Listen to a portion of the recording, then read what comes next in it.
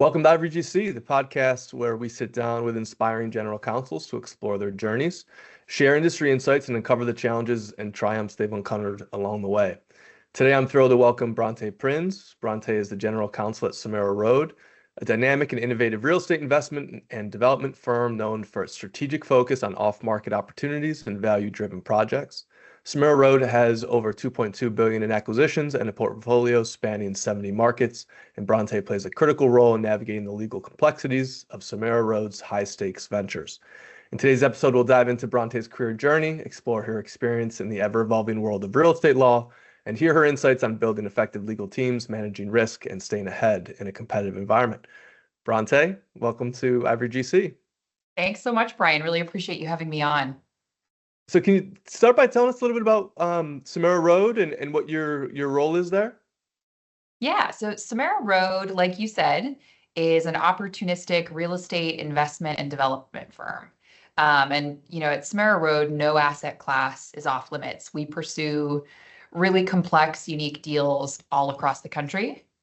And I'm the general counsel of SomeraRoad, so I manage legal affairs for the company internally and externally. And I'm also head of HR here. So nice. I manage our human resources and help our employees navigate the challenges that they face day to day. How long have you been with SomeraRoad? So I started here about 10 months ago, quickly coming up on a year. Which is crazy because it in some ways it feels like I started yesterday, and in others it feels like I've been here forever. And you're in Nashville. Is SomeraRoad headquartered in Nashville, or are you in? I think I saw on LinkedIn you may be in New York as well. Where's your? I know you have properties across the country, but where are you headquartered? Yeah, so SomeraRoad was founded in New York City, and we still have a headquarters there at a building called One Hanover. It's an incredible historic building in the financial district. But we also have a second HQ here in Nashville, which is really cool. Two of our partners are based in Nashville, and so I was able to stay in Nashville because I already lived here, and I travel back and forth to New York. I try to get there, I would say, every 4 to 6 weeks. So it's just a great balance to have these two HQs and get to bounce between them. Yeah, nice. And so, as head of HR, how many people do you have employed or under contract from a personnel standpoint? So we hover right around 50 employees. Okay. There's fluctuations here and there, but that's generally the size of the firm. And does that include property managers and kind of folks that are on the ground at some of your properties, or is that more in the corporate oversight department? So, that's everything, but we generally don't manage our own properties. We manage the assets from a financial standpoint and have an asset management team, but we don't have an in-house property management team. Got it. Okay, great. So can you walk us through your career path from early days at Clifford Chance to becoming general counsel at SomeraRoad? Absolutely. So I started my career at Clifford Chance in New York. And the reason I started there is kind of an interesting story. So I had a professor at Fordham Law. His name was Chris Morvillo, and he was my legal writing professor. We had an amazing relationship. I ended up being his teaching assistant the following year. And Chris was a partner at Clifford Chance and really encouraged me, to join him there and come work with him and his team. And Chris actually sadly passed away last year in a story that was all over the news. He was in Italy celebrating an incredible success. He won a trial for one of his clients, something he'd been working on for 10 years. And they were in Italy celebrating on his client's yacht. The yacht was caught up in a storm. Chris and his wife and his client tragically passed away.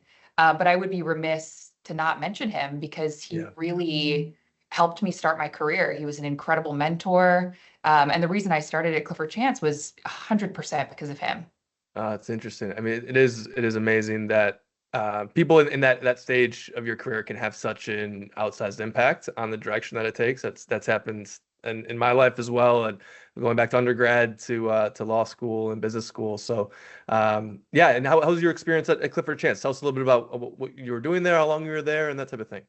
It was incredible. So I was a summer associate there, and then I stayed on as a paralegal in my third year of law school, which I think was the most valuable thing that a law student can do because it gave me actual hands-on experience. Yeah. So I worked there that full year while I finished law school, took my classes in the evening, which really gave me a leg up because it's almost like I started as a second year when everyone else Yeah. started as a first year. And Interesting. so I was only associate there for a few years before my husband and I decided that, I loved Clifford Chance and it was an incredible place to work. I couldn't have picked a better first firm, but we just wanted a change. We loved living in New York, but we were interested in exploring a new city. And so this opportunity was open at Baker Donaldson here in Nashville. And on a whim, I applied, and the process moved so quickly. Within about 14 days, I had the job in Nashville. My husband then had to find a job in Nashville and was scrambling to do so. But thankfully, he ended up getting an amazing job, also an in-house role here. And we picked up and moved a couple months later, took a huge chance. Wow. Wow. So are you from, where are you from originally? From the Northeast or from the Nashville area or? So I'm actually from Toronto, Canada. Oh, okay. Okay. Not Yeah, far from where I am here in Rochester, New York. that's So right. Very yeah, close. yeah. Okay. Got it. And so went down to Fordham for law school, stayed there in the early part of your career. What were you doing a similar type of work at Baker Donaldson? And was that in real estate kind of throughout? Was that where you got your training in law firms? Yeah, so at Clifford Chance, I mostly did private funds work and some Okay. asset finance work, which Clifford Chance has an incredible aircraft finance department. And so I did a ton of deals with them, but then mostly focused on private real estate funds. Did that for the first couple years. When I moved to Baker, they didn't really have comparable practices, but they did have a really strong corporate finance practice that did a ton of healthcare real estate deals. So I was able to get some experience doing that. And unfortunately, I Interesting. was only at Baker for about 2 years before I left to go in-house at my first in-house opportunity. Yeah. And so what motivated you to transition from law firms to the in-house environment? You know what? It was the opportunity. I wasn't Yeah. looking to leave. I was so happy at Baker, and I really thought, this is the place I'm going to make partner. I'm going to build my career. And then this associate GC opportunity popped up at a Nashville-based commercial real estate firm called Southern Land Company. Yeah. And on a whim, I decided to interview and explore the opportunity, and it just felt right. And Yeah. it was a huge risk, right, to leave such a safe place where you really felt like you were building your career. But I'm so glad that I took the risk. So what drew you to the real estate investment and development industry, and how has your role evolved within it? I actually have kind of an interesting family connection to real estate. My grandfather, who was Eastern European, he survived the Holocaust and the horrors of World War II, immigrated to Canada when he was 17 years old with no education. He had a fourth grade education, no money in his pocket. He worked tirelessly to build a career for himself. And as a relatively young man, started developing real estate, saved enough Wow. money, yeah, to actually buy his first property and did it slow and steady, would put up a building, stabilize the building, and then move on to the next. And over the course of his career, he was able to develop about 20 commercial buildings without Wow. taking a single dollar of outside equity. So just an incredible story. That's amazing. Really getting back, I mean, literally to to your roots. That's really Yes. that's incredible. So SomeraRoad has a unique approach to identifying off-market real estate opportunities. Can you tell us about that strategy and how your legal team supports it? Yeah, I mean, I think, the role of in-house counsel as I see it is it's your job to advise the business team of risks, educate them so that they can make the right business decision, and then ultimately support them when they make that decision. I think that a common pitfall that in-house counsel fall into is frankly trying to call the shots, telling Yeah. the business people, Yeah. you can't do this. It's too risky. You shouldn't do it, and here's why. Yeah. I always remind myself that that is not my job.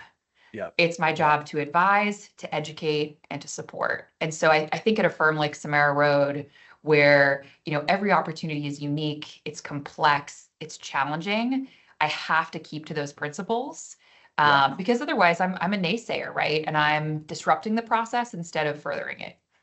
I think I often think about that too, and it goes back to like principal and agency theory that we learn about in law school. I mean, we're the agent, we're not the principal. Mhm. Oftentimes, I mean, we don't make typically don't make the decisions. I mean, I often view our role as advising clients about one aspect that goes into the decision, that being the legal aspect, but there are many.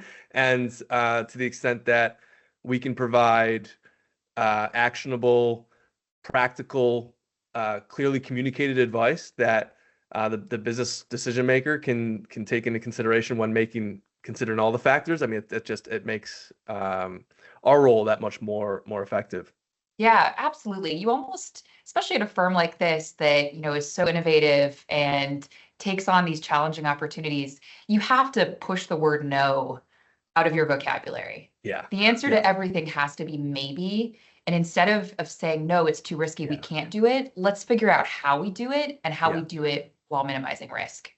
Yeah, and I mean it's a good point. I mean, having to adjust your lawyering to the client, right? I mean, for Mhm. a company like SomeraRoad that takes a bit of a more entrepreneurial, perhaps maybe a bit more aggressive in certain areas, it just all needs to come into consideration when making yeah, when giving our clients advice. And so it's not the same from client to client. Right. It's a really good point. So, what are some of the key challenges you face as general counsel in a firm managing such a diverse portfolio across 70 markets? Every day here is a new adventure. I come into work and I have no idea how many deals I'm going to touch, what challenges are going to pop up. SomeraRoad, like you mentioned, we've got an incredible portfolio of existing assets, but we also have incredible deal volume. My first Yeah, few months here, I thought, I've never experienced something like this. We are yeah, constantly acquiring, disposing of assets, refinancing. The cycle is continuous here and we're yeah, always doing something. Things don't get stagnant.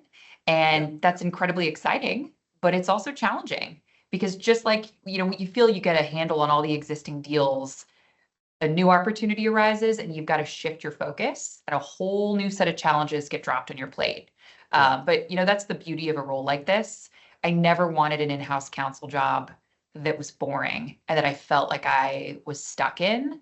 That's the beauty of working for a company like SomeraRoad. You never, ever get bored here. So, what strategies or tools do you use to keep track and manage your the various deals that are in process?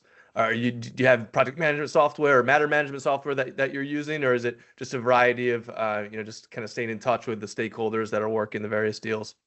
Yeah, it's nothing fancy. I think we've Yeah, got a really excellent organized file system, yeah, which sounds like, something that every company should have, but they don't. yes, And so I yes, was thrilled when I got here on my first day and opened up the files and thought, oh, whew, yeah, we're yeah, organized. We have our docs together. And that's yeah, really the gist of it, right? Is learning yeah, the deals, knowing, memorizing our deal sheet and understanding, all of the different deals that exist across the country, who the lenders are, who the partners are, yeah, and making sure you know those little details. yeah. So you're solo general counsel. What is your role and how do you leverage outside counsel partners during the course of a transaction? So yeah, I am a solo GC, and that's very different from the role that I came from. In my last job, I had a full legal team. I had two attorneys that reported to me, two paralegals, a risk manager, interns sometimes. And so I was used to leveraging those resources and delegating and making sure my whole team had work to do. And Yeah, it's been a transition coming to SomeraRoad and having to accept the fact that I can't do everything. yeah, I can't be on every call. I yeah, have to relinquish some of that and have trust and faith in the deal team and that the counsel that they ultimately select. hmm, But it's a little bit scary, right? Because you don't know certain things. You can be out of the loop on an issue and only get brought in when it becomes, a potential crisis. And yeah. not having that background is something that I'm still getting used to. So you mentioned, working with a deal team at Samara Road, and then the deal team would select outside counsel in certain cases. Can you tell us a bit about how that process works at Samara Road and how you go through the, outside counsel selection process? Yeah, I believe that the whole team has to feel good about the counsel you're using. I Yeah, have my list of firms that I have relationships with that I trust, But coming into a new company, you can't just expect that all your people are going to come in and start supporting the projects here. You Yeah. really have to take the time to get to know your team members, get to know the principals, how we do things, what's important to us, and Yeah. figure out if some of those people actually fit in. And then Yeah. also give a chance to the attorneys that the company has relied on for years that you may not know, but have Yeah. been such a valuable resource. Yeah. I've seen people come into roles like this and think that they can fire every outside attorney, bring in their own people, and it's just going to work out. And frankly, that's just not respectful to your colleagues. Just Hmm. because they aren't attorneys doesn't mean that Hmm. they shouldn't be part of that process and have Yeah. an equal say as to who gets hired. Yeah. And so is it the principal that kind of runs the deal team and will select outside counsel either based on prior experience or based on the location of the property? It depends. Yeah, I Yeah. think generally there's often a need on real estate deals for local counsel for so Yeah. many reasons. And so we Yeah. do almost always have local folks that we engage for each project, especially on the development side. But then, for example, when we're doing financings, I like to talk to our head of capital markets, ask him, who do you want to use? Who do you think Yeah. would be best for this particular loan? And he and I work through that together and make sure that we both feel good about the choice. Got it. So you mentioned being at Southern Land Company before you were at SomeraRoad. How did your work at Southern Land prepare you for your current role at SomeraRoad? So Southern Land, like SomeraRoad, they are not afraid of a challenging deal. And that was something I loved, and particularly on the development side. So when other groups would turn away from a land deal because it was too complicated, say there was, extreme zoning risk or a really challenging entitlement process, Southern Land would not shy away. Yeah. And I love that. That was Yeah. such an incredible part of being part of that team. And I recognized immediately that SomeraRoad has that same mindset, but it doesn't just extend to development deals. It's every decision that this company makes. We aren't scared away easily. Hmm. And instead of saying no because something is too difficult, which a lot of companies, particularly larger firms, do, we find our way around the obstacle. And that's Yeah. just such a cool thing to be part of. Yeah. I mean, it's really interesting to see one how that comes from leadership. Typically comes from the top, and it can be empowering. It gives you a sense of courageousness, boldness, and taking on new challenges, being able to problem solve, having to be creative and thinking about what the unique challenges are in this deal, how we're gonna come up with the solutions. It's a really, I think, an interesting thing to watch from an organizational perspective on how the tone is set from leadership. Yeah, absolutely. So real estate development projects. I'm sorry. What's been your approach to building and leading legal teams in dynamic organizations like SomeraRoad and Southern Land? I think the most important thing to do is to take the time to get to know your team members on an Yeah. individual level. So you Yeah. have to understand each person, who they are, what phase of life they're in. Are they sensitive? Are they emotional? Really appreciating them on that individual personal level so Yeah. that you can understand how to serve that person based on Yeah. who they are. Yeah. And who they are, where they are in their career, what role they serve in the company. There are so many important factors to consider. A colleague of mine recently said something to me that really it struck me. He said he thanked me actually for never making him feel dumb, even when he asks a dumb question. And I thought about Yeah. that, and it really meant the world to me, right? Because I don't ever Yeah. want to make someone feel dumb. We Yeah. could be talking about the most complicated thing in the world, and if you're not understanding it, then I'm not doing my job. But Yeah. nobody should ever feel stupid asking a Yeah. question in the Yeah. workplace. Yeah. And it's cliche, but there's no such thing as a silly question. Yeah. Every question is valid, and I think a critical part of being a general counsel is to serve as an educator to your colleagues, and Yeah. particularly those on the business side. And so I love getting to fill that role, and getting feedback like that from one of my colleagues it was great to hear. Yeah. Yeah. And as I've progressed, I've found that I will do the clearer I am in getting across sometimes complicated concepts, but in a simple way, without sounding, without making it overly simplified and talking down to somebody, but finding the right tone between, talking over somebody and talking talking down to somebody is just makes a world of difference, and not just how you deliver the message, but how it's received. And yeah, I think it's a really important consideration that who you're working with, whether that's on the legal team or the business side, what their personality is, and communicating effectively is critical. Yeah, and you have to adjust your style. You Yeah, you can be yeah, screaming to opposing counsel when the timing is right and it makes sense and it's yeah, what your company, your client needs.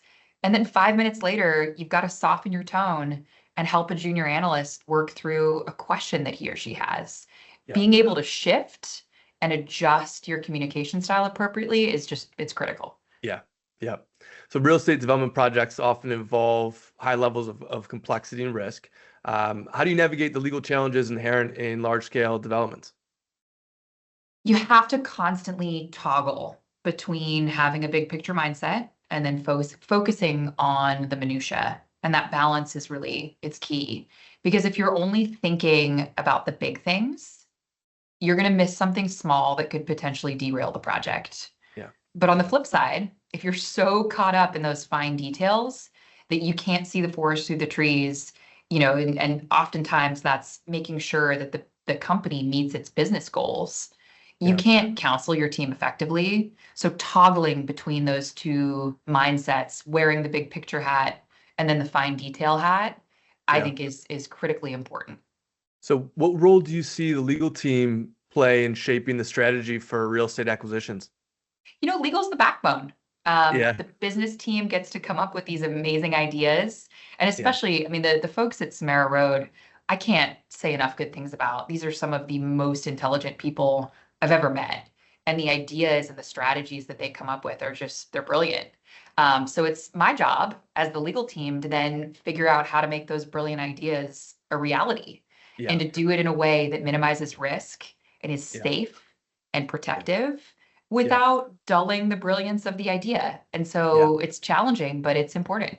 Yeah, it's a really good point. I mean, I often one of the things I love about being a lawyer is that you do get a pretty far reach within a company. I mean, you have to take into consideration financial factors or business factors or labor and employment factors, whatever they may be. You do really span across the company in so many ways. So to the extent that you have a good grasp of all of those factors, it makes you much better at what you're doing because we're not experts in necessarily any of them other than the Hmm. legal portion, but we need to know a little bit of all of them and know where Yep. we don't know them also so that we can go out and reach to the expert, in the finance group or the acquisitions group and know, hey, this is, I'm kind of, I know enough to be dangerous. I'm sensing this might be an issue here. Bounce it off of someone who really knows it inside and out and be able to kind of pull all those pieces together. I think it's one of the most fun parts of our job. It is. And you have to be confident that you know a little bit about a lot of things, Yeah. but then you have to be humble. Yeah. The first GC that I worked for, he said something to me that really stuck with me. He said, when I was considering leaving Baker and going in-house, he said, "Are you ready to no longer be an expert in Yeah. anything? Such a good And point. are you ready to become a true generalist and know a Yeah. little bit about a lot of things?" Yeah. And I had Yeah. never thought about it that way, but that really is what it takes to be a good GC is you Yeah. have to know a little bit about employment law. Yeah. You've got to know a little bit about tax and Yeah. finance. Yeah. All these little pieces have to come together so that Yeah. you can know when to raise your hand and call it outside counsel, but also when you have enough skill and knowledge to do something yourself, Yeah. and just to handle it for the company. Yeah. And to bring it full circle, I mean, it comes back to tone too. I mean, you want to be able to communicate confidently, so that when you're confident about something, it's, the people that you're communicating to can sense that, but also have that sense of humility too, that if you don't know, um, if you're not confident or if it would be worth getting another opinion, being able to identify that too and reflect that in your tone. I think people respect that, when you don't come across like you are confident and have all of the answers, but you have this balance of I'm not sure, but let's go find out, and this is how it Hmm. could impact the deal. I think I've gotten as positive a reception from that from the business folks as when I come across confidently with a really solid legal idea. It takes Yeah, it takes them both. absolutely. So, can you share an example of a development project where the legal team added unique value or solved a critical issue? So I have a recent example, and it's not a development project, but it's an acquisition, really an incredible acquisition that I played a unique role in. We launched a new division late last year called SR Aviation Infrastructure. Incredibly cool. It's a platform that's focused on acquiring aviation infrastructure assets across the country. Really Interesting. an untapped space and something that So we're what constitutes aviation infrastructure assets? So the first acquisition, which is our seed acquisition, was a private aviation facility in Las Vegas. Okay. It's called Quail Air Center, Okay. 23 acres, 37 individually leased hangars. And it's actually adjacent to the international airport, but folks that have private aircraft can lease space at this facility and keep their planes there. Interesting. Okay, got it. Got it. And so the legal team added value in that. So it's kind of a unique deal for SomeraRoad. Tell us a little about what the legal role in that. Yeah, so the unique piece of this one was, it was a real estate deal. We were acquiring an interest in this property, and we weren't buying the operating company that had operated the facility for many years. But as part of the deal, we agreed to take on all 14 employees that are running operations on site at Quail in Las Vegas. And that's not Interesting. something that SomeraRoad had done before. Yeah. Just a unique way of looking at a transaction and having this human element to it. And Yeah. so it worked out really well that I had joined the firm, was also preparing to manage HR and had done deals like this in the past. Yeah. And so I was able to help the firm navigate that human component of the deal. I Yeah. went in person to Las Vegas with another member of our HR team. We handled the onboarding process because Yeah. those 14 people, they're people. This Yeah. is their career, their Yeah. livelihood. Yeah. It's not just a deal for them, right? It's every day. And so the convergence between legal and HR was a really rewarding part of that deal. And being able to help these 14 people navigate such a huge change and support them through the transition, all the while managing it for the company and making sure we were doing things the right way and complying with local employment laws. It's Yeah. just Yeah. a unique way for me to use different skill sets and help navigate a challenging acquisition. Yeah, I see so often the overlap between the HR and the legal functions. So being able to straddle those two is really it's really nice to be able to offer that skill set and have the opportunity early on at your career at SomeraRoad to help out with a deal like that and be able to see the unique aspects at play and be able to address them and find solutions. That's great. It's a Yeah, really and the platform is just getting started. So be on the lookout for future announcements. We have some nice. incredible deals in the pipeline and really high hopes for this platform over the next few years. That's great. So how do you collaborate with other departments like finance or project management to ensure that legal aspects align with overall project goals? Communication across the firm is key. We are vertically integrated, and so we work very closely as a team. And I think part of safeguarding a company from risk is understanding which stakeholders need to be in the loop, and then Yeah. also when the right time is to bring those folks into the mix. So Yeah. that's something that every day when I finish my day, and have some moments to think about what I worked on and the challenges I'm facing, I always do that gut check of, have I been communicative enough with our principals? Do I Yeah. need to tell them anything that happened today? Should I check in with our finance team? Yeah. Should I connect with our marketing team?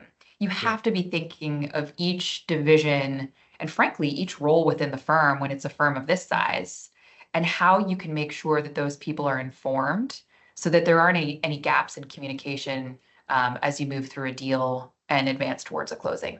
Yeah. It gets back to kind of being the linchpin and the legal side, and being able to see a little bit of everything, knowing what's happening across the business, and also being able to inform the various stakeholders of what they need to know by way of background for the transaction so they can do what you're asking them to do. Absolutely. I have a habit of being over communicative.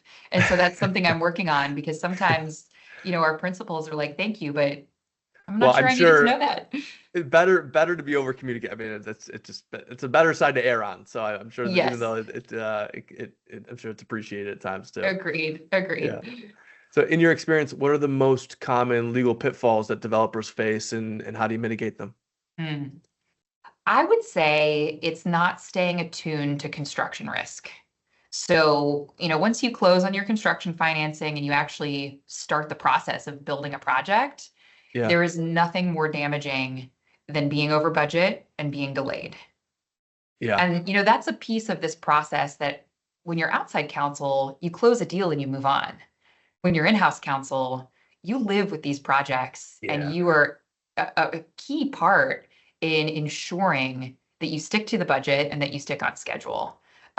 Plus, if you add subcontractor issues on top of that, and you find yourself dealing with litigation at the end of a job, you can be in a really messy situation. So Mm-hmm. something that, I really appreciate about SomeraRoad is the strength of our internal construction team. Truly some of the most skilled people that I've ever worked with. Industry experts, they're highly intelligent. And what they do is they always work to forge these meaningful relationships with our general contractors, regardless Mm-hmm. of which market we're in. They make sure day to day that our projects are going as planned. Yeah. And this is really impressive. Our first completed development deal is a project called Prima here in Nashville. It's a beautiful mixed use tower, apartment tower. It was both under budget and ahead of schedule.